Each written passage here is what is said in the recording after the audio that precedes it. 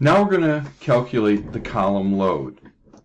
And you can see I have put my dead load up here again of 40 pound-feet squared.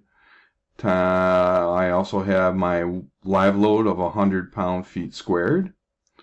And we're going to do the calculation for how much load each one of these columns has to be able to hold up.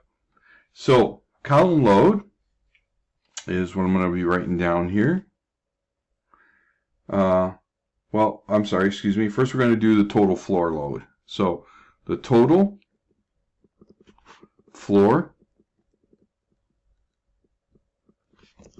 load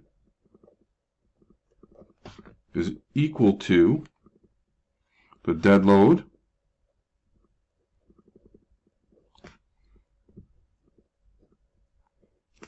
plus the live load.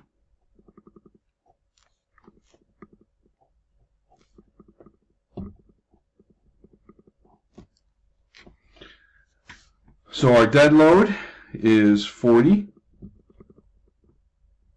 pounds per square foot plus our live load, which is 100 pounds per foot squared.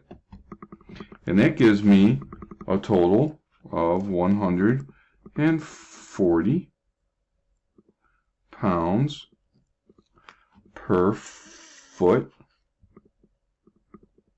squared. Okay. The next part, we're going to calculate the column load.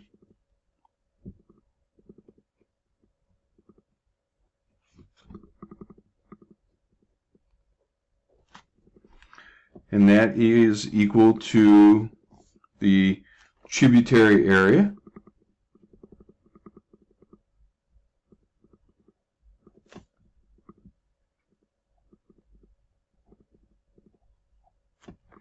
times the total floor load.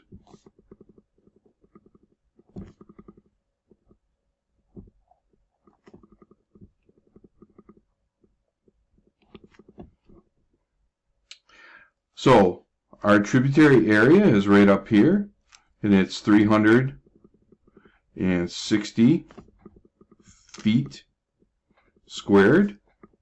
And that's going to be multiplied times our total floor load, which we just calculated here. And that is 140 pounds per foot squared. So I'm going to get my calculator here. And I'll turn that on and cancel. So I'm going to multiply 360 times 140. And that is going to equal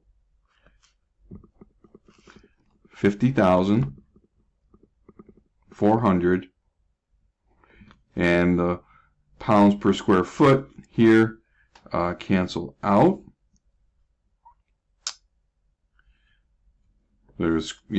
And we just end up with pounds.